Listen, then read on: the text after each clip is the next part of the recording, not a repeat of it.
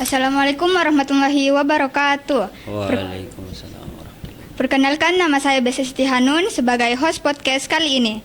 Di podcast kali ini kita kedatangan dua narasumber yang spesial dan sangat menginspirasi bagi kita semua, yaitu Ketua dan Wakil Ketua OSIM terpilih Mandua Kota Makassar periode 2024-2025.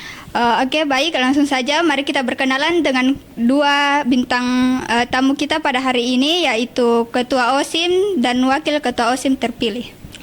Baik, perkenalkan nama saya Muhammad Atar Syaputra dari kelas 11-3 sebagai Ketua OSIM Mandua Kota Makassar periode 2024-2025.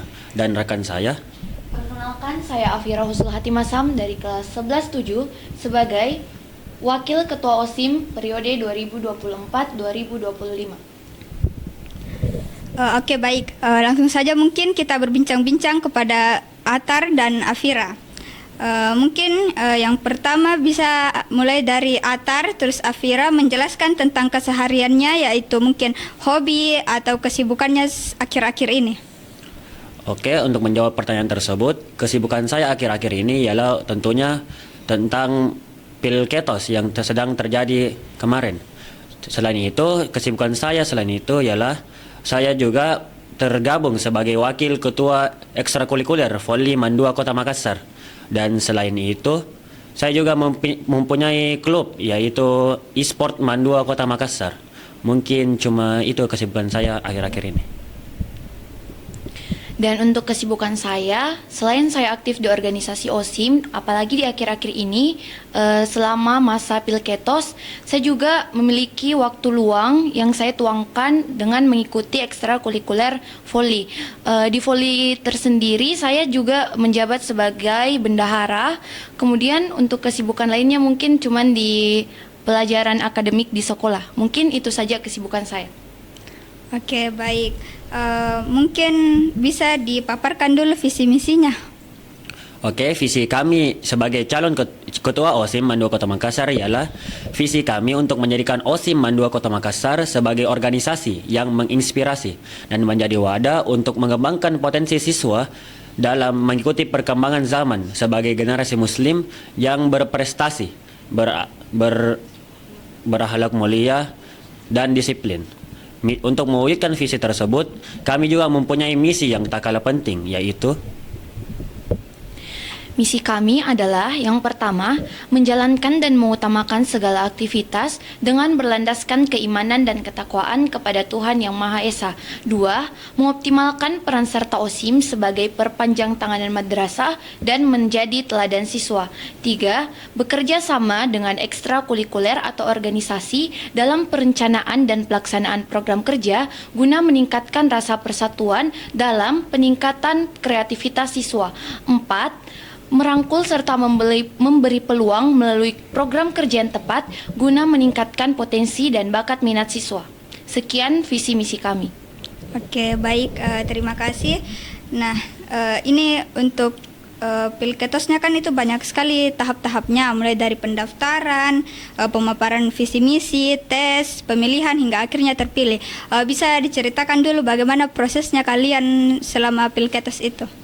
baik. Pada awal Pilketos, kita tidak mempunyai niat sama sekali untuk mencalonkan bersama.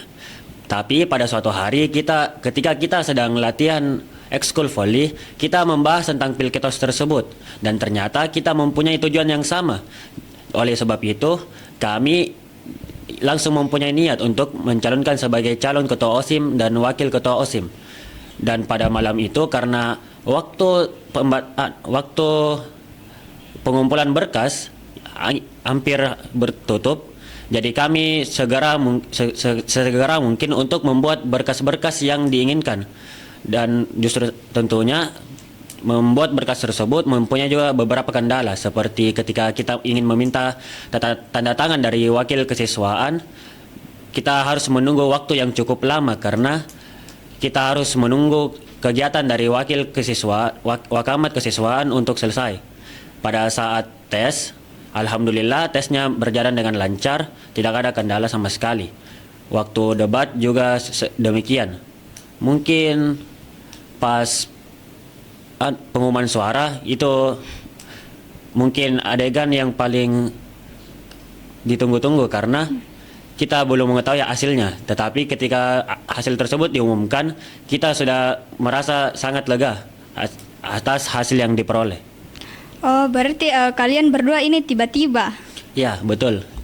Nah, berarti kalian itu mencalonkan, bukan dicalonkan. Ya, kita berdua mempunyai niat untuk mencalonkan, bukan disuruh untuk mencalonkan. Oke.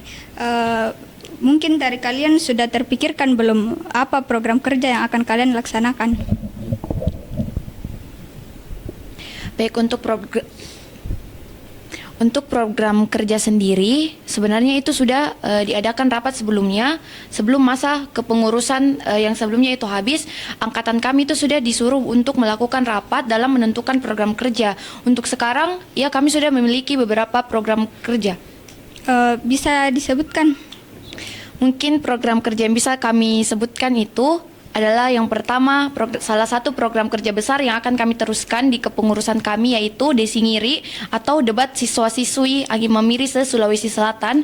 Kemudian kami juga merancang program kerja baru yaitu turnamen e-sport yang akan kami undang itu rencananya adalah siswa-siswi tingkat MTS SMP sederajat. Mungkin itu untuk sekarang yang bisa kami sampaikan program kerja yang akan kami laksanakan. Baik. Kalau untuk kalian berdua kan ini sekarang kan kelas 11, jadi kan ada paket. Nah, itu kan jadi sibuk. Nah, bagaimana caranya kalian itu mengatur waktu? Kalau semisal ada kegiatan lain yang bertabrakan dengan OSIM? Kalau untuk menjawab pertanyaan tersebut, kembali lagi dari skala prioritas yang telah dibuat. Manakah yang urgen untuk diselesaikan terlebih dahulu? Apakah misalnya tugas atau program OSIM yang ingin dilaksanakan. Misalnya program OSIM tersebut harus selesai hari ini, maka saya bakal menunda tugas tersebut untuk menyelesaikan program OSIM tersebut. Sebaliknya juga, apakah program OSIM tersebut masih mempunyai waktu yang cukup lama untuk diselesaikan, maka saya akan mengerjakan tugas saya terlebih dahulu. Jadi sebenarnya kembali dari skala prioritas yang telah disiapkan dari diri masing-masing. Nah, berarti dari kalian itu punya skala prioritas toh. Nah, terus kalau semisal tiba-tiba ada suatu acara yang mendadak sekali, nah sedangkan jadwalnya kalian itu full, bagaimana itu? Oke, untuk menjawab pertanyaan tersebut, kami tentunya bakal meluangkan waktu kami dan melakukan reschedule dalam jadwal kami. Karena ketika program kerja tersebut sangat urgen, justru pastinya kita harus menyelesaikan dengan sangat cepat.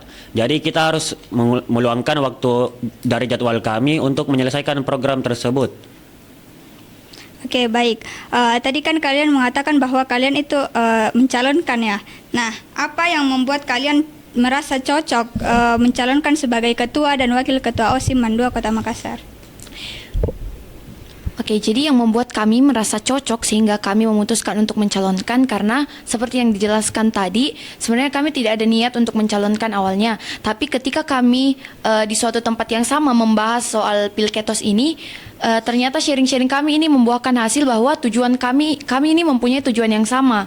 Jadi kami merasa punya kecocokan untuk maju sebagai ketua dan calon wakil ketua OSIM periode 2024-2025. Jadi alasan kami merasa cocok itu tadi karena kami memiliki tujuan yang sama. Oke, jadi begini, kalau ketua dan wakil itu kan harus orangnya yang pintar bicara, yang bisa bicara. Nah, kalau semisal kita bicara di depan umum, pasti kan ada malu-malu gitu toh. Jadi bagaimana caranya kalian itu mengatasi agar tidak malu-malu saat bicara depan umum? Oke, jadi untuk saya sendiri, bagaimana saya bisa mengatasi rasa gugup atau malu ketika berbicara di depan umum? Yang pertama tentunya saya harus membiasakan untuk berbicara di depan umum dengan percaya pada kemampuan diri saya. Seperti misalkan mulai dari hal-hal kecil dulu saja, misalkan maju untuk menjadi moderator saat presentasi, saat kita itu mendengarkan respon orang lain yang senang dengan kita sebagai pembawanya, pasti itu ada kesenangan sendiri sehingga mau mengulang itu terus. Jadi ketika saya sudah mulai terbiasa untuk memimpin misalkan presentasi kelompok, begitu saya ingin lanjut lagi ke tahap yang lebih tinggi untuk berbicara di depan umum yang lebih banyak lagi orangnya. Jadi ketika saya melatih itu Terus saya sudah memiliki rasa percaya diri sehingga ketika disuruh berbicara di depan umum itu tidak ada lagi rasa gugup atau takut, karena saya percaya pada potensi saya dan pengalaman-pengalaman saya di tahap-tahap sebelumnya seperti memulai diskusi kelompok, presentasi di depan kelas, kemudian berbicara di depan banyak orang, itu sudah terbiasa. Oh, berarti untuk supaya tidak malu berbicara di depan umum itu harus dilatih dari hal-hal yang kecil. Nah, oke. Selanjutnya, kan kalian ini sudah dari tahun lalu menjadi anggota OSIM toh. Nah, berarti banyak itu pengalaman-pengalamannya kalian. Bisa tolong diceritakan pengalaman-pengalamannya sebagai anggota OSIM? Kalau dibilang pengalaman, saya sudah memiliki pengalaman sejak saya dari SMP. Karena pas saya SMP, saya juga menjadi bagian dari OSIS, yaitu sebagai koordinator bidang bahasa dan pendidikan di SMP saya. Dan pengalaman saya ialah seperti dibilang tadi, 1 tahun di MAN. Tentunya pengalaman tersebut mengajari saya banyak hal seperti bagaimana cara mengurus surat, cara mengatur waktu, dan lain-lain. Oke, baik, terima kasih. Mungkin yang terakhir ada pesan dan kesan atau sebuah motivasi buat yang nonton podcast ini dari Ketua dan Wakil Ketua OSIM terpilih MAN 2 Kota Makassar periode 2024-2025. Oke, pesan dan kesan saya berpesan, intinya jangan takut mencoba. Untuk semua orang, kita tidak pernah tahu hasil dari kedepannya itu apa. Asal kita yakin sama potensi yang kita miliki, insya Allah itu hasilnya yang terbaik. Intinya coba saja dulu, yakin saja sama potensi yang kita miliki, nanti hasil yang tentukan. Jangan lupa juga diiringi dengan doa. Untuk kesan saya sangat berkesan bisa ikut mencalonkan di Pilketos 2024-2025. Alhamdulillah hasilnya sesuai dengan yang kami harapkan. Sangat berkesan bisa menjadi bagian dari Pilketos dan terpilih sebagai Ketua dan Wakil Ketua OSIM. Kalau mungkin pesan dari Atar bagaimana? Pesan saya sama seperti wakil saya, jangan takut untuk mencoba hal yang baru. Karena ketika kita gagal misalnya, itu adalah pembelajaran untuk memulai hal yang baru lagi. Karena ketika kita gagal, itu bukanlah akhir dari segalanya. Justru ketika kita gagal, kita harus mencoba sampai kita berhasil. Dan jangan pernah pikirkan hasilnya bagaimana, karena hasil tersebut sudah ditentukan oleh Allah Subhanahu wa Ta'ala. Oke, baik. Mungkin itu saja perbincangan kita pada hari ini. Saya Bese Siti Hanun selaku host podcast kali ini pamit undur diri. Terima kasih.